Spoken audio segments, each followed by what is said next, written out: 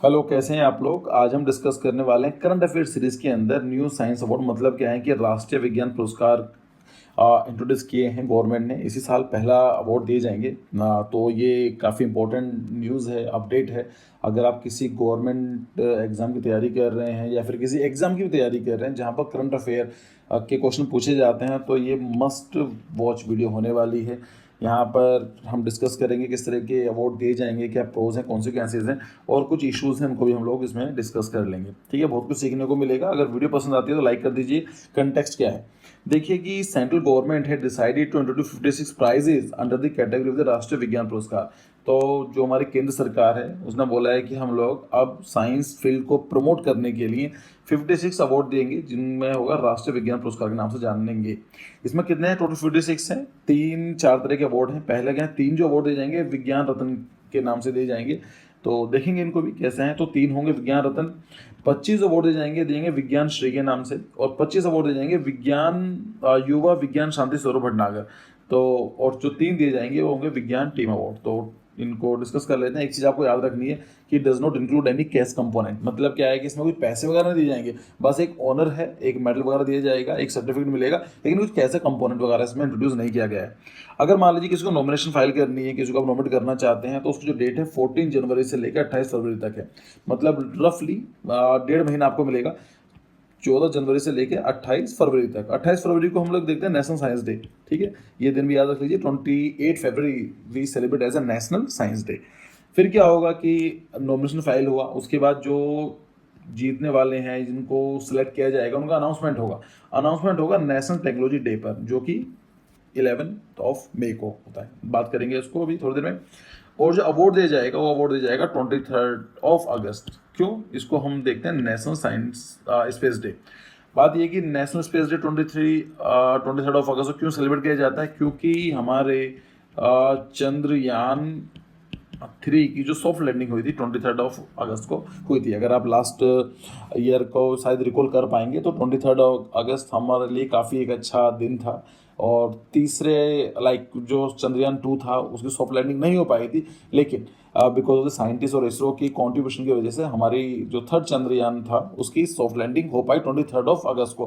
काफ़ी अच्छा दिन था, प्राइड वाला डे था, इसलिए इंडियन गवर्नमेंट ने उसको नेशनल स्पेस डे डिक्लेयर कर दिया था। ठीक है, ये सब चीज़ें याद रहेंगी आपको, बिल्कुल। अब हम बात कर लेते हैं कि जो 4 अवार्ड हैं कैसे कैसे हैं। पहला आता है विज्ञान रत्न अवार्ड। इसमें क्या है कि 3 अवार्ड दिए जाएंगे। Recognise life time achievement and contribution. मतलब क्या है, कोई साइंटिस्ट हैं जिन्होंने पूरी जिंदगी भर इंडियंस के लिए या हम बात करें ह्यूमन कम्युनिटी के लिए अच्छा काम किया, कॉन्ट्रीब्यूट किया है, तो उनको ये अवार्ड दिया जाएगा।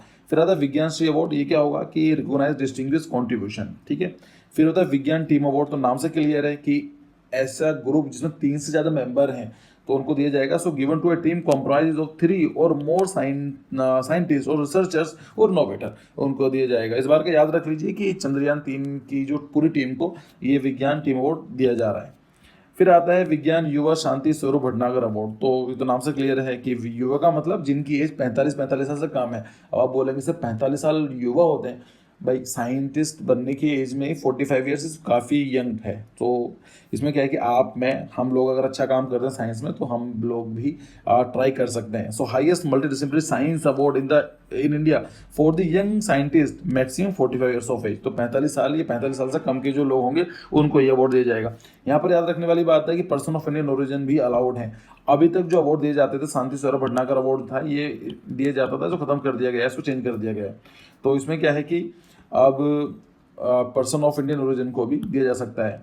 बस मैं ये चीज़ें वैसे इतना इंपॉर्टेंट नहीं है, लेकिन बता देता हूँ कि जो पर्सन ऑफ इंडियन ओरिजिन जो है, ये टीम अवार्ड में ये अवार्ड नहीं दिया जा सकता। ऑफ कोर्स कोई टीम बन रही है तो उनको हम कंट्रीब्यूट नहीं मानेंगे कि अगर कोई पर्सन विद इंडियन ओरिजिन है लेकिन वो ऐसा टीम में काम कर रहा है तो उनको अवार्ड नहीं दिया जा सकता। इतना इंपॉर्टेंट फैक्ट नहीं है, इसलिए मैंने लिखा भी नहीं है।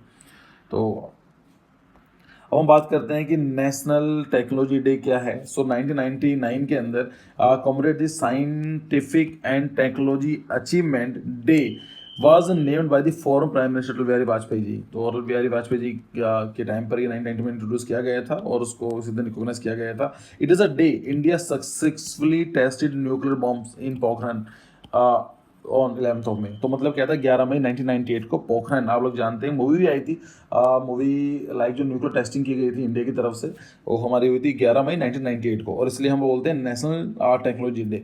एक मूवी आई थी, मूवी का नाम आई गेस परमाणु था, परमाणु, आपने मूवी देखी होगी।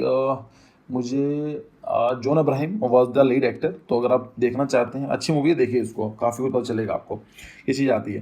तो this is the current affair. हाँ, कुछ में इशू डिस्कस कर लेते हैं। देखिए जो इशूज़ हैं इसमें ये होता है कि ठीक है, आपने इंट्रोड्यूस तो कर दिए, ये न्यू अवार्ड इंट्रोड्यूस कर दिए, लेकिन ऐसा कौन सा साइंटिस्ट है या कोई भी है जो सिर्फ अवार्ड के लिए काम करता है? अवार्ड इन द सेंस कि ठीक है, ऑनर उनको मिलना चाहिए, लेकिन honour should not be the only thing. मतलब क्या है कि यहाँ पर अगर बजट आप नहीं देंगे, उनको पैसे नहीं देंगे, फंड नहीं देंगे, तो उसका फ़ायदा क्या होगा? जब तक हम उनको इकोसिस्टम फॉर रिसर्च प्रोवाइड नहीं करेंगे।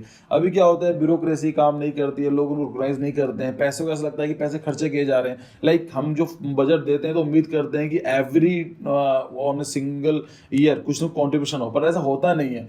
किसी किसी प्रोजेक्ट के अंदर कई साल लग जाते हैं, 8 10 15 साल लग सकते हैं, रिजल्ट शायद अगले साल आने वाला होगा। तो कहीं ना कहीं यहाँ पर इकोसिस्टम भी अच्छा नहीं है, और इंफ्रास्ट्रक्चर तो आप लोग जानते हैं कि जो हमारे इक्विपमेंट्स होते हैं, टूल्स होते हैं, हमारे साइंटिस्ट हैं, वो काफ़ी सब स्टैंडर्ड इक्विपमेंट यूज़ करते हैं।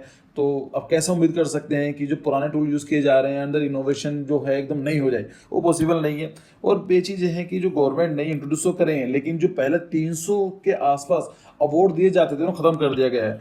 तो ये भी कंट्रोवर्सी भी हो सकती है कि अभी क्या है, 300 जो अवार्ड दिए जाते थे तो काफ़ी बड़ा एक वाइड रेंज साइंटिस्ट को मिल जाती थी, काफ़ी रिकॉग्निशन में देखने को मिलता था। अभी जो आपने ख़त्म कर दिया गया है, इसके अंदर सिर्फ क्या है कि 300 की जगह आपने सिर्फ 56 ही रखे हैं। सो ये भी हो सकता है। तो आई होप कि कुछ आपको सीखने को मिला होगा। वीडियो पसंद आई तो लाइक करिए, और इस जो ये PDF है आप उसको डाउनलोड कर सकते हैं इंक चैनल पर जाके, टेलीग्राम चैनल पर। Bye bye.